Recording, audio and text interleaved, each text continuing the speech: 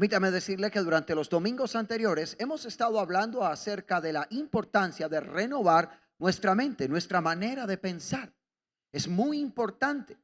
Y hemos estado hablando acerca de esto y de la importancia de no amoldarnos o acomodarnos a las formas o estructuras de pensamiento del mundo, es decir, de las personas no creyentes en el Señor, del mundo como un sistema de antivalores. Y eso es muy importante entonces tenerlo en cuenta. Ahora, el domingo anterior estuve hablando acerca de ¿a qué se refería Pablo cuando dijo que no nos ajustáramos a los pensamientos del mundo? ¿Cuáles eran las formas de pensamiento de ese tiempo por allá entre el año 53 y 54 después de Cristo, cuando Pablo escribe la carta a los romanos a las que se estaba refiriendo Pablo? ¿Y qué relación tenían esas formas de pensamiento de aquel entonces con las de hoy? Y cómo nosotros entonces no debemos, por mandato de las Sagradas Escrituras, ajustarnos a esas formas de pensamiento. Ahora, surge una inquietud y es si no debemos el llamado por parte de las Sagradas Escrituras y que hace el apóstol Pablo a los creyentes es a no ajustarnos, a no acomodarnos a las formas del pensamiento de un mundo sin Dios, de un mundo no creyente, de un mundo que no ama a Dios. La pregunta es, ¿cómo podemos nosotros guardar nuestra mente? Y de eso es un poco más acerca de lo que quiero hablarle hoy. Pablo le escribe a los romanos y le dice, renueve sus mentes. Pero cuando le escribe a los filipenses, les habla acerca de cómo guardar su forma de pensar a fin de que puedan gozar de una buena salud mental. Creo que eso es importante en este tiempo, hablar acerca de una buena salud mental, en medio de un tiempo en el cual vivimos que muchas personas están tomando la opción de quitarse la vida. Muy bien, mire lo que dice las Sagradas Escrituras. Tenga la amabilidad de seguir conmigo la lectura. Versículo 4, regocijaos en el Señor siempre. Otra vez digo, regocijaos. Vuestra gentileza sea conocida de todos los hombres. El Señor está cerca. Por nada estéis afanosos, sino sean conocidas vuestras peticiones delante de Dios en toda oración y ruego, con acción de gracias. Y la paz de Dios, que sobrepasa todo entendimiento, guardará vuestros corazones y vuestros pensamientos en Cristo Jesús, Señor nuestro. No sé si usted se ha percatado, pero en las cajetillas de cigarrillo, como en las botellas de licor, por lo general siempre dentro de su etiqueta hay una frase que advierte que el uso excesivo de estas es perjudicial para la salud. Bueno, igual, yo quiero advertir que pensar equivocadamente también es perjudicial para la salud. No sé si de pronto puede compartir ese pensamiento conmigo, pero pensar de manera errada, pensar de manera equivocada, también es perjudicial, no solamente para la salud física, sino también emocional y espiritual. No podemos negar que como seres humanos, como personas, como individuos, que hacemos parte de una familia y esa familia hace parte de una sociedad, nos vemos expuestos constantemente a pensar de manera negativa y mucho más en una sociedad como la que vivimos, que es tan inestable y tan cambiante. Los seres humanos, independiente de si somos creyentes en el Señor Jesús o no lo somos, nos vemos enfrentados a todo tipo de malos pensamientos, de pensamientos equivocados, de formas de pensar erráticas, las cuales se originan a través de una serie de circunstancias adversas y sentimientos negativos, tóxicos, como son la depresión, la autocomiseración, la preocupación, el miedo, las iras, el enojo, el orgullo, la amargura, el resentimiento. Todas estas tipo de sentimientos generan en nosotros una gran cantidad de pensamientos. En la mayoría de ellos son pensamientos equivocados, pensamientos insanos. Ahora, el punto con estas formas de pensamiento errado, equivocado, es que nos conducen a formas de conducta erradas, equivocadas, contrarias a la voluntad de Dios. ¿Por qué? Bueno, porque la Biblia enseña y define que cuál es el pensamiento de una persona en su corazón, tal es él. Proverbios en el capítulo 23, versículo 7, Salomón enseña esto. En otras palabras, lo que está diciendo es, tú te comportas según tu pensamiento. Lo que tú piensas lo traduces en acciones, en actitudes. Uno es, escucha, lo que piensa. Así que la pregunta es, ¿qué estamos pensando? ¿En qué invertimos nuestro tiempo? ¿En qué pensamos? ¿Usted quiere saber qué piensa una persona? Mire cómo se conduce e inmediatamente se dará cuenta qué es lo que está pensando, qué es lo que hay en su interior. Por eso la importancia de renovar constantemente nuestra manera de pensar, de revisar el cómo estamos pensando. Y que bueno que esa forma de pensamiento esté en línea con la voluntad de Dios. Pues si no está, entonces es importante hacer un alto, un tiempo de reflexión y tomar la decisión de volver nuestra vida y nuestro corazón a Dios. Si deseamos tener vidas estables, vidas bendecidas, en concordancia con la voluntad de Dios, debemos cuidar nuestra manera de pensar. Y la pregunta que surge es, ¿cómo hacemos? ¿Cómo una persona puede cuidar su manera de pensar? ¿Cómo resguardamos nuestra manera de pensar de la influencia de los pensamientos impuros, pecaminosos, tóxicos que prevalecen en un mundo actual, en un mundo sin Dios? Bueno, la respuesta a este interrogante es pensando de la manera correcta. Cuando uno no piensa de manera correcta, de seguro lo hará de manera incorrecta. Si una persona no está pensando en algo bueno, tenga la certeza que terminará pensando en algo malo. La fórmula para no tener malos pensamientos no es tratar de no tenerlos, es tener buenos pensamientos, es pensar de la manera correcta.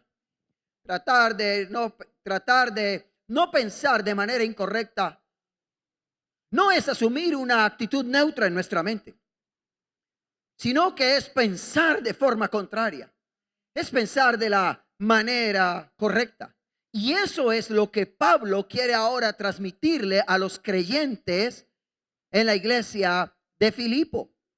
Pablo les aconseja a los creyentes acerca de la forma en que deben pensar y acerca de qué tipo de pensamientos deben tener. Por versículo 4 al versículo 7, Pablo les habla acerca de la forma de pensar. Y en el versículo 8 exactamente les habla acerca de qué tipo de pensamiento de manera específica deben tener. Hoy les estaré hablando de la primera parte. Estaré desarrollando del versículo 4 al versículo 7. Si Dios lo permite, dentro de 8 días estaré compartiendo la segunda parte. Y ya es de manera muy específica cuál es el tipo de pensamiento que debemos desarrollar. Ahora, los creyentes en Filipo deben aprender a diferenciar la clase de pensamiento que deben admitir y la clase de pensamiento que deben desechar para lograr tener una actitud mental sana. Ahora, si para guardar nuestra mente de la influencia de los pensamientos viciados y pecaminosos que prevalecen en nuestro mundo actual, es necesario pensar de manera correcta, entonces el interrogante que debo desarrollar o responder en esta mañana es: ¿cómo logramos pensar de manera correcta según el apóstol Pablo? ¿Cómo, escuche, lograremos pensar de manera correcta según el apóstol Pablo?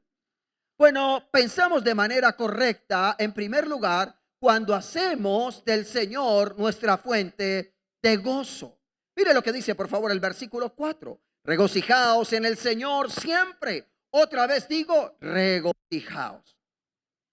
¿Por qué Pablo dice esto a los filipenses? ¿Qué es lo que está ocurriendo? ¿Qué es lo que Pablo busca? Bueno, permítame decirle que lo que Pablo busca a través del regocijo es proteger el corazón y la mente del desaliento que pueden experimentar los creyentes en la iglesia de Filipo, por causa de la persecución y de la presión que se está dando por parte de los judíos ortodoxos que quieren introducir dentro del cristianismo naciente sus prácticas. Eso es lo que se conoce como judaizar la iglesia. ¿Qué es entonces lo que están viviendo? Que los nuevos creyentes están experimentando una tremenda presión por parte de todos los judíos. Ellos quieren judaizar el cristianismo, la iglesia naciente. Quieren introducir todas las prácticas judías dentro del cristianismo. Y se están enfrentando a una gran presión emocional. Se están enfrentando a una gran presión espiritual. Y esto va a generar un desaliento. Por eso en el capítulo 3, versículo 1, puede ir al capítulo 3, versículo 1, que es el contexto, al capítulo 4, versículo 4 que estamos desarrollando. Mira lo que dice en el capítulo 3, versículo 1, puede leerlo en las pantallas. Mis amados hermanos, pase lo que pase, alégrense en el Señor. Nunca me canso de decirles estas cosas y lo hago para proteger su fe. Ahora, ¿qué es lo que Pablo quiere proteger según este contexto? La fe de ellos. ¿Qué es lo que Pablo quiere proteger? Su fe. Y eso es lo que está diciendo las escrituras. Pase lo que pase, ustedes deben alegrarse en el Señor. No importa cuál sea la circunstancia, ustedes deben aprender a regocijarse en el Señor, porque esta es la manera en que su fe será protegida, según el versículo 3. Pero el capítulo 3, versículo 1. Pero según el capítulo 4, versículo 4 y todo su contexto, ellos deben alegrarse porque de esa manera será protegida su corazón. La palabra utilizada en el griego, en el original, para corazón, también es traducida como mente. Así que lo que Dios está diciendo es que una manera a través de la cual podemos proteger el corazón, la fe y la mente de las personas y como creyentes es cuando aprendemos a regocijarnos, a estar felices en el Señor Jesús. Ahora, es importante aclarar esto. Pablo no está diciendo alégrense tan solamente. En medio de toda situación sean felices. Porque Pablo no está promoviendo una actitud masoquista. Sería una tontería si Pablo tan solamente dijese alégrense y ya. Cuando sabemos que hay tantas situaciones dolorosas que tenemos que enfrentar de una manera u otra todas las personas.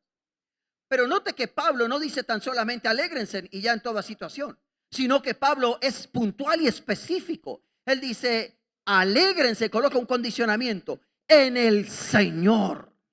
Es decir, lo que Pablo está diciendo es, ustedes deben hacer del fundamento de su alegría al Señor Jesús. Ahora, es importante aclarar que quien está hablando esto tiene la autoridad moral para decirlo. Cuando usted mira el contexto, se da cuenta que el apóstol Pablo, cuando escribe la carta a los filipenses, escuche esto, lo hace desde la cárcel de Roma. Pablo está preso en Roma por predicar el evangelio de Jesucristo. Ahora, estando preso, Pablo escribe una de las cartas y es la carta a los filipenses y es una de las cartas que dentro de su temario, dentro de sus características, se habla de el gozo. Esta es una carta que anima y que motiva a los creyentes a alegrarse, a estar felices en medio de toda circunstancia por causa de la unión que el creyente tiene con la persona de Dios. Ahora, la pregunta que uno debe hacerse es, pastor, ¿cómo es posible que alguien estando en la cárcel pueda escribir una carta donde se motive a las personas a estar felices? ¿Cómo alguien estando preso pueda motivar a otro a que sea feliz? Bueno, es posible porque la alegría de Pablo no depende de la libertad o de la cautividad, sino que depende del Dios que tiene en su corazón. Y esto nos enseña que la alegría de un creyente no se fundamenta en las buenas circunstancias, sino que se fundamenta en el tener a Dios en el corazón. Es decir, los creyentes somos felices independiente de las circunstancias que vivamos por tener a Dios en nuestro corazón. Amén. Y eso es importante comprenderlo. Sabe, Pablo le está transmitiendo a los filipenses y les está diciendo, la alegría de ustedes no depende si están siendo perseguidos o no por los judaizantes. La felicidad de ustedes depende del Señor Jesucristo, quien moraba ahora en el corazón de ellos. Y cuando actuamos y pensamos de esta manera, no solamente nuestra fe es guardada, sino que también nuestras emociones son guardadas. Pero regocijarse en el Señor no solamente protegería el corazón contra el desaliento, sino que también lo protegería contra la división, la amargura que generan las desilusiones que las personas pueden causarnos. Si usted mira ahora el contexto del pasaje, por favor vaya al versículo 2 y al versículo 3 del capítulo 4. Hay una situación dentro de la iglesia de Filipo. Hay dos hermanas muy colaboradoras, Evodia y Síntique. Tiene un buen nombre para colocar si estaba buscando. Evodia y Síntique eran dos hermanas que, según Pablo, habían servido mucho al Señor. Resulta que han tenido una situación, han tenido una discrepancia, una contrariedad, no de creencia, no doctrinal, sino de forma, de método. Porque Pablo dice, tengan un mismo sentir, no dice tengan una misma creencia. Así que el problema entre Evodia y Síntique no tiene que ver con un tema doctrinal, tiene que ver con un asunto de formas. Ahora, ¿cuántos saben que dentro de la iglesia se generan muchas veces situaciones que no son fáciles dentro de las personas? Por causa de las formas y la diversidad de formas dentro de la iglesia. Las personas esperan y dicen cosas como, o las personas esperan que todo mundo en la iglesia sea perfecto. No existe una iglesia perfecta. Y si existe, por favor, no me la muestre, porque de seguro si voy la daño. Y tampoco le aconsejo que vaya. Los seres humanos somos totalmente imperfectos. La iglesia no es un lugar perfecto. La iglesia es un lugar donde van personas imperfectas que están en un proceso de perfeccionamiento, dice la Biblia, enseña la Biblia. Y estamos siendo perfeccionados por causa de la obra de Dios en nosotros, pero no somos perfectos. Así que asistir a una iglesia requerirá muchas veces de paciencia y tolerancia. Siempre encontraremos personas dentro de esta que hacen las cosas de forma diferente. Tenemos la misma fe, el mismo Señor, pero hacemos las cosas de manera diferente. Hay quienes adoran al Señor de una manera muy tranquila, muy pausada. Hay quienes escasamente levantan sus manos, hacen una palma con suavidad, aman al Señor, adoran al Señor. Pero hay otros, está claro, que necesitan mucho espacio para alabar al Señor. Porque usted la ve que ellos se mueven, levantan las manos, hacen palmas y a lo mejor hasta así gritan, ¡wow! ¡Aleluya! Y habrán formas diversas. Tenemos la misma creencia, el mismo Señor, pero formas diferentes de manifestar y de comunicar nuestra fe. Y eso nos coloca frente a un desafío. ¿Cuál? El desafío de la tolerancia. Ahora, aquí en Filipos ocurría algo. Hay una situación entre Evodia y Síntique. Y Pablo les está diciendo, ustedes tienen que arreglar esta situación por testimonio a la comunidad. Pero luego Pablo les exhorta a regocijarse en el Señor. ¿Por qué? Porque quien hace del Señor la base de su felicidad, le será prácticamente imposible sostener un enojo con una persona con la cual está comprometida en una misma fe. Una consecuencia natural de regocijarse en el Señor por algo es la imposibilidad de quejarse de una misma cosa. Para perdonar a una persona, primero tengo que dejar a un lado mi amargura o el resentimiento que pueda albergar contra ella. Pero sí, escuche esto.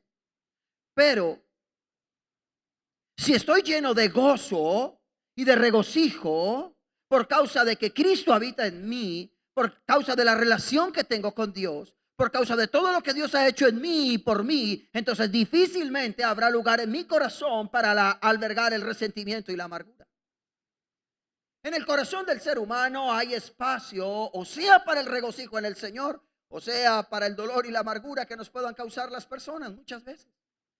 No podemos negar que a través del diario vivir encontraremos personas, nos relacionaremos con ellas y muchas veces ellas en su imperfección nos van a lastimar o nosotros les vamos a lastimar. Pero la manera de mantenernos sanos, escuche esto, la manera de poder mantenernos sanos es aprendiendo a hacer del Señor nuestro regocijo. Ahora, escuche esto porque creo que es importante para usted. Un corazón de un creyente está lleno de regocijo cuando éste logra interiorizar, reflexionar acerca de lo que significa su unidad con Dios. La Biblia nos enseña que en la unidad con Cristo, Pablo a los filipenses a través de su epístola se lo enseña, la unidad con Cristo nos brinda aceptación. ¿Qué es lo que los seres humanos más buscamos? Aceptación. ¿Por qué la gente hace lo que hace por aceptación? ¿Por qué los muchachos se suicidan a través de estos retos virales? Por aceptación. ¿Por qué hay gente que hace lo que hace por aceptación? Por no quedarse atrás. ¿Por qué la gente compra lo que compra y cae en el consumo? Por aceptación. ¿Por qué la gente viste muchas veces como viste? Buscando la aceptación. Y muchas de las cosas que los seres humanos realizan las hacen en la búsqueda de la aceptación. Pero la aceptación es algo que yo encuentro cuando me acerco a la presencia de Dios. E independiente si las demás personas me aceptan o no, yo soy una persona aceptada. Y no solamente soy aceptado, sino que también soy amado por el Dios del cielo. Y en ese amor Él tomó la determinación de perdonar mis faltas. Así que en Dios somos aceptados, amados, perdonados y salvados. Y cuando uno piensa en esas cosas, entonces hay una gran razón para uno ser feliz. Independiente si de otro te quiere o no. Si usted le preguntase a mi esposa si yo soy su felicidad, no se aterre en decir que ella le dirá que no. ¿Dónde estoy? En una iglesia. Si usted me preguntase que si la pastora es mi felicidad, yo le tendría que decir que no. ¿Tienen un mal matrimonio? No. En este mes vamos a cumplir 19 años de vida matrimonial. Estamos de luna de miel este mes.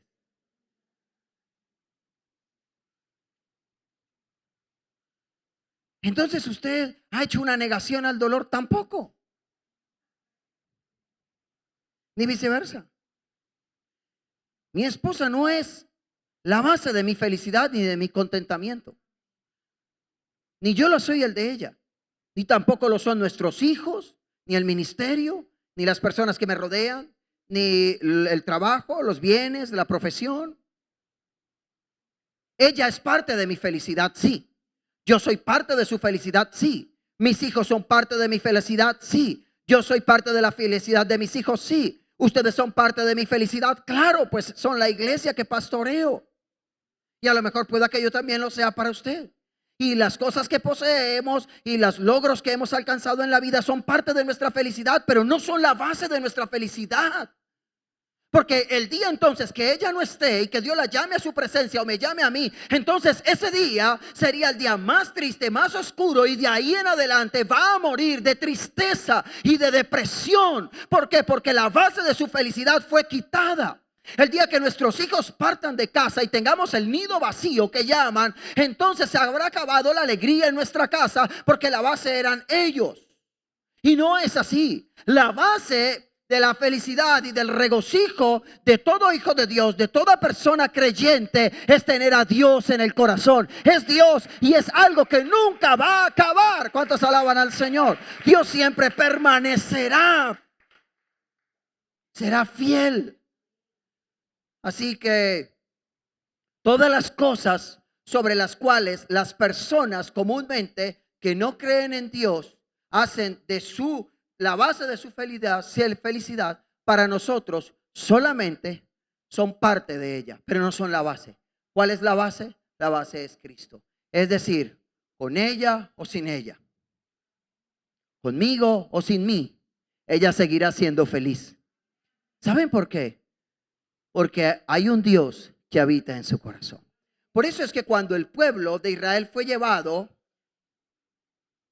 a Babilonia cautivo bajo el reino de Nabucodonosor, Dios envía al profeta Jeremías para decirle a ese pueblo: alegraos, regocijaos, denle mujeres a vuestros hijos, denle marido a vuestras hijas, tengan hijos, multiplíquense, construyan casas, trabajen, oren por la paz de los que los llevaron cautivos. Y uno diría, pero ¿por qué a Dios se le ocurre eso? ¿Cómo es que los están llevando cautivos, esclavos? Los babilonios los han conquistado y ahora los llevan cautivos, y Dios les está diciendo que sean felices cuando ahora han sido desarraigados de su tierra, de su patria. Bueno, Dios puede decir eso porque la enseñanza que está a través de toda la Biblia es que la felicidad de un hijo de Dios, la felicidad del pueblo de Dios, no depende si es libre o es cautivo, sino que la felicidad de un hombre y del pueblo de Dios depende de tener a Dios en el corazón, de saber la clase de Dios que tenemos en nuestros corazones. Y eso le da sentido a nuestras vidas. Amén. Por eso es que usted en un velorio de cristianos ve la gente tranquila, adorando al Señor, charlando, algunos hasta riendo. Una actitud cínica, no, una paz y un regocijo. Sabemos que esa persona está con el Señor y eso nos da la alegría y la paz. Ahora, el bienestar mental de un creyente o de una persona no radica en que tenga su gozo en las circunstancias favorables que lo rodean. No pretenda encontrar, estimado amigo y hermano, el gozo en las diversiones pasajeras de la vida. No espere encontrar un gozo genuino en sus negocios. No espere encontrar el gozo genuino en los buenos amigos. Tampoco en el tener una buena salud. Es fuente del verdadero gozo. Todas estas cosas que le he mencionado le pueden proporcionar ciertas alegrías pasajeras, pero no son un gozo genuino y verdadero. El único manantial de ese gozo profundo y permanente es el Señor Jesús en nuestros corazones. Y Pablo quiere que ellos piensen de esta manera, porque en la medida que ellos piensen de esta manera, entonces serán personas saludables mentalmente, serán creyentes saludables en su forma de pensar y de interpretar la vida. Escuche esto: entre el hombre más trate de llenar su vacío, que tiene forma de Dios, lo trate de llenar con cosas externas, efímeras, pasajeras, más ahonda su dolor y su frustración. Entre el hombre más trate de seguir insistiendo en hacer de su felicidad las otras personas, las cosas pasajeras de este mundo, más ahondará en su tristeza. La fuente del verdadero gozo es tener a Dios en el corazón. En segundo lugar, pensamos de manera correcta según el versículo 5, cuando recordamos que Dios siempre está cerca, según Pablo. Mira lo que dice el versículo 5: vuestra gentileza sea conocida de todos los hombres. El Señor está cerca. Ahora, cuando uno lee el contexto, uno puede creer que Pablo se está refiriendo a una idea de la inmanencia de Dios. Dios está cerca de nosotros, como narra el Salmo 145, versículo 18. Cercano está Jehová a los que invocan su nombre. Pero el contexto inmediato del pasaje nos brinda una información diferente. Porque según el contexto inmediato del pasaje, que es el capítulo 3, versículo 20 al 21, nos enseña que cuando la Biblia habla de que el Señor está cerca, es una expresión escatológica, futura. La idea que Dios está siempre cerca es ahora estrictamente cierta para todos los que creemos en Dios.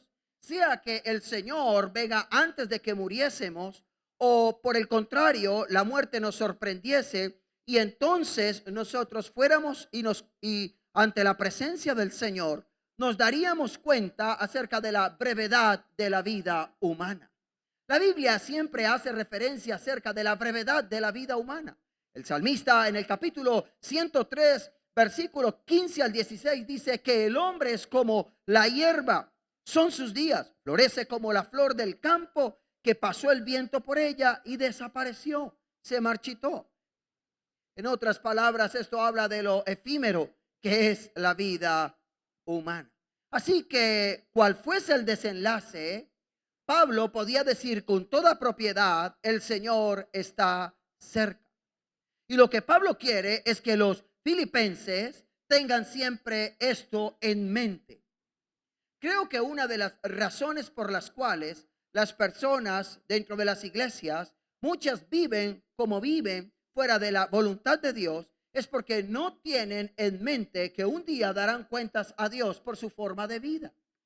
Muchos creen que la muerte no podrá sorprenderlos a ellos. No quiero ser negativo en esta mañana ni pesimista.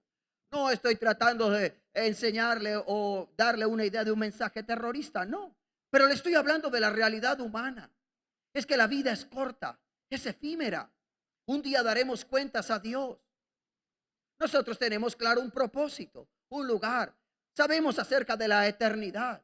Creemos en la eternidad. Esa es la base del evangelio. Todo se construye a partir del concepto de eternidad en Dios o alejados de Dios.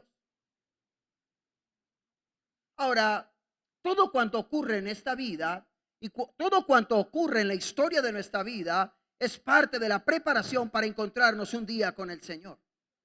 Y en vista de lo que dice las Sagradas Escrituras, que nadie sabe el día ni la hora en que Cristo volverá, Mateo 24:36, es preciso que todos nosotros estemos preparados, trabajando y velando en todo momento, como dice Mateo capítulo 25, versículo del 1 al 13.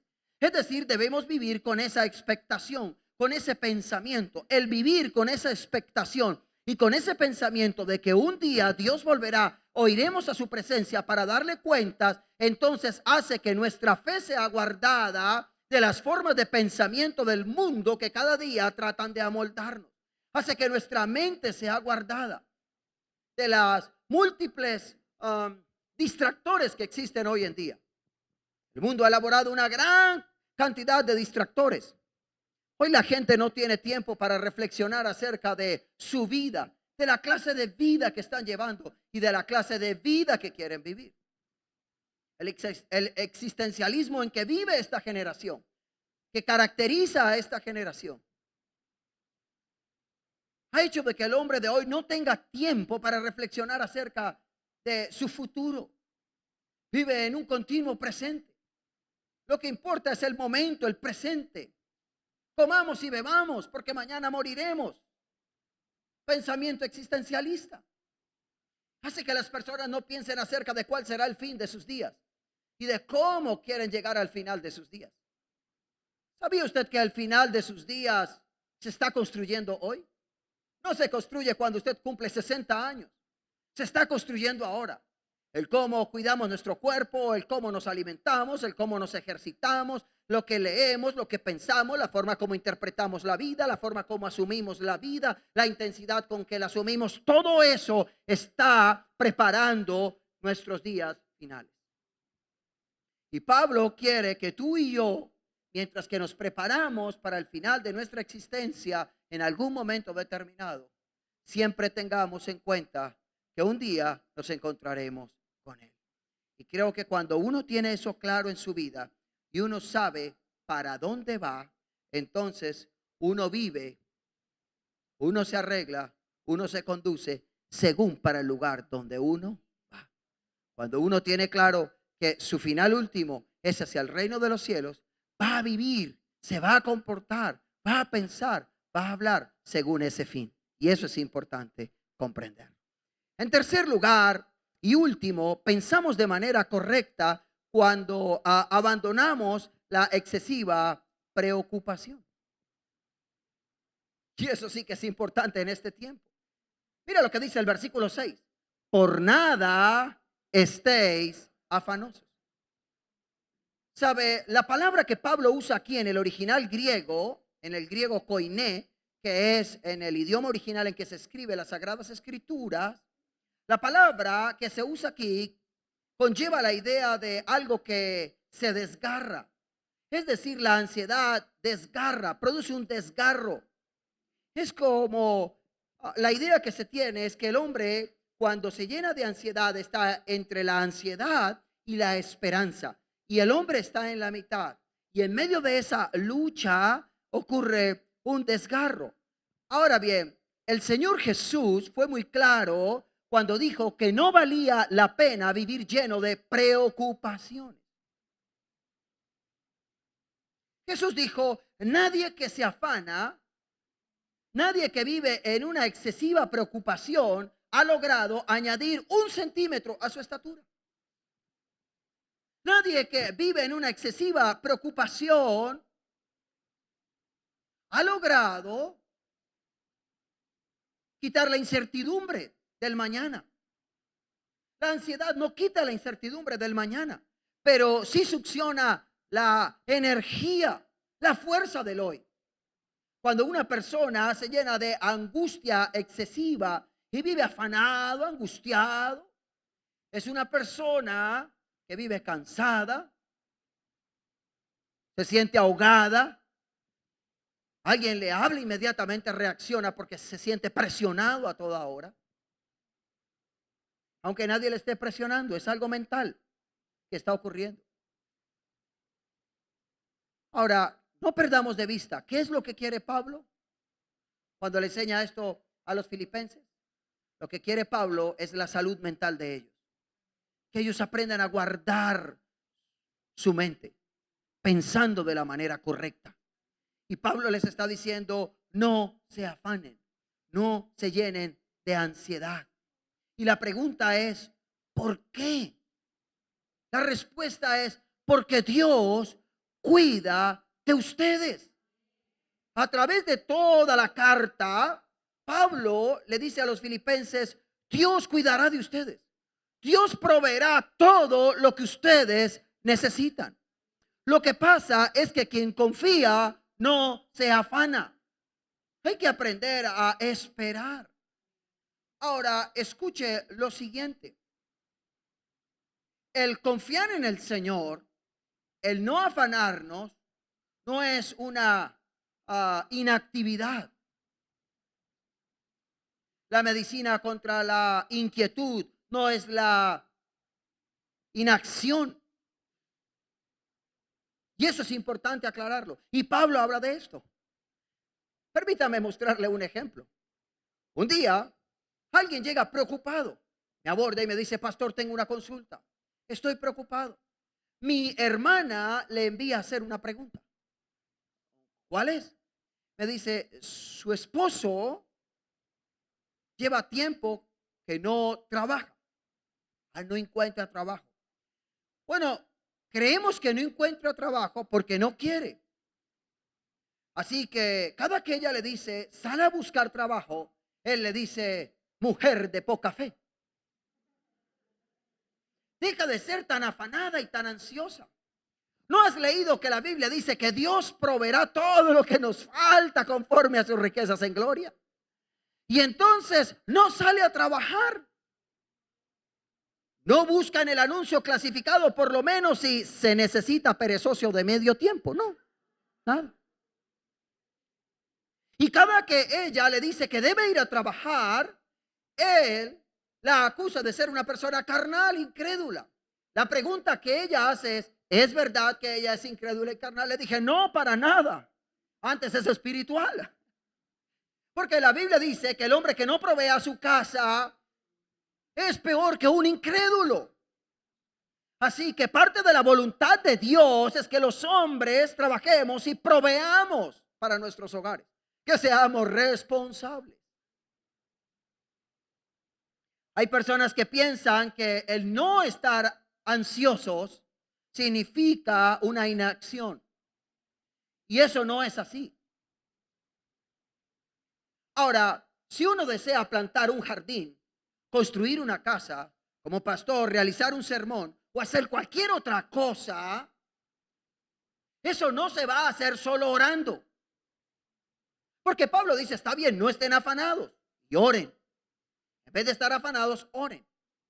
Así que uno podría llegar a decir, bueno, lo que Dios quiere es que yo ore. Pero escuche esto, si usted tan solamente ora y no reflexiona, usted no piensa, no planifica y no ejecuta, nada va a ocurrir. Es decir, debe existir una consideración que conduzca a una acción. Y Pablo habla de esto. Mira lo que dice el versículo 8, dice, en esto pensad. Ahí está la consideración. Míralo en tu Biblia, versículo 8 o en la pantalla. Ahí está la consideración. Ahora la acción, versículo 9, haced. Así que escuche esto. El pensar y el hacer sin orar genera ansiedad. Pero el orar, el pensar y el hacer generan entonces una bendición, una acción que se da en medio de la confianza, de la tranquilidad y del reposo. Lo que Pablo le está diciendo a los filipenses es para cuidar su manera de pensar, para vivir de manera inteligente en esta tierra. Primero oren, por eso la mención a la oración está en el versículo 6. La mención al pensar está en el versículo 8 y la mención al hacer está en el versículo 9. Y mira cómo Pablo escalonadamente va construyendo el pensamiento. Así que lo que Dios está diciéndonos en esta mañana es, yo quiero que ustedes vivan sin afanes, sin ansiedades, pero para eso ustedes deben ir primero a mi presencia, oren, piensen y luego actúen. Y esa es la manera correcta. ¿Cuántas alaban al Señor? ¿Cuál es la manera correcta para no llenarnos de ansiedad? Orar. Señor, colocamos delante de ti este proyecto.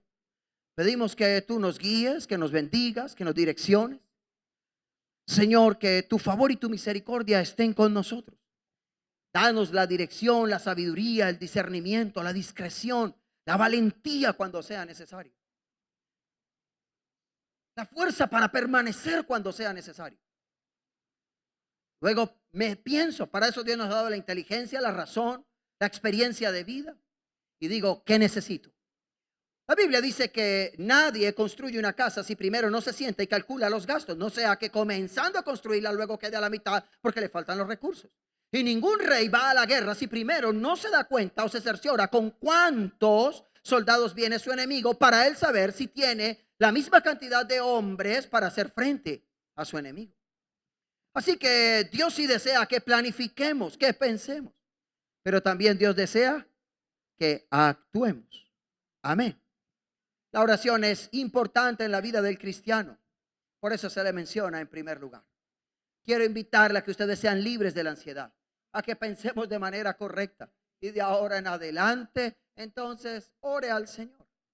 Pero esa oración me da a mí la cuarta y última forma de pensar correcta. En cuarto lugar, pensamos de manera correcta cuando desarrollamos un espíritu de gratitud. Mira lo que dice el versículo 6 en su parte B. ¿Qué es lo que dice las Sagradas Escrituras? Con toda oración y ruego, con nacimiento de ¿qué? De gracia. Es decir, desarrollando un espíritu de gratitud. La oración tiene que ser de gratitud. Si hay algo que como creyentes en este tiempo debemos aprender a cultivar es un espíritu de gratitud. Debemos aprender a darle gracias a Dios por todo, por lo grande, por lo pequeño, por lo importante, por lo menos importante, por lo que parece insignificante. Pero debemos aprender a darle gracias a Dios por todas las cosas, a tener una actitud de gratitud frente a la vida. ¿Sabe? No sé si usted se ha dado cuenta que a veces los seres humanos nos quejamos cuando no deberíamos quejarnos. Por ejemplo, ¿cuántas personas conoce usted que se han quejado porque le toca lavar los platos sucios? ¿Alguien puede levantar la mano? ¿Alguien conoce a alguien que se ha quejado?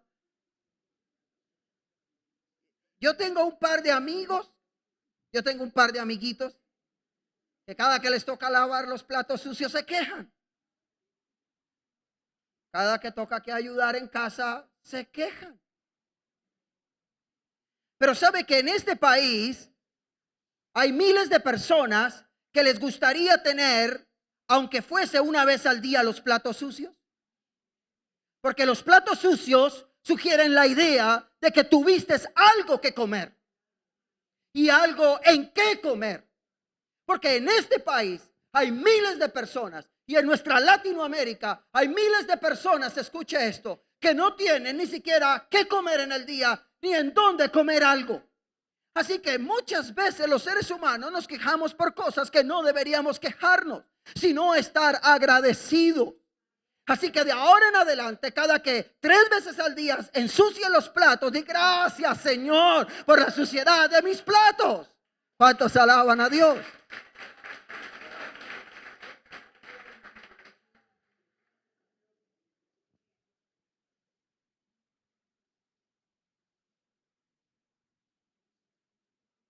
Cuando el lunes te toca levantarte a las 4 o 5 de la mañana, con un día lluvioso como el que tuvimos en el transcurso de esta semana, con un frío como esos, y suene el despertador, entonces en vez de quejarse y decir hoy es lunes, poder decir gracias que hoy es lunes. Es aprender a vivir agradecidos. En vez de quejarnos de los hijos, agradezcamos por los hijos. Hay quienes no los tienen. Hay que aprender a ser felices.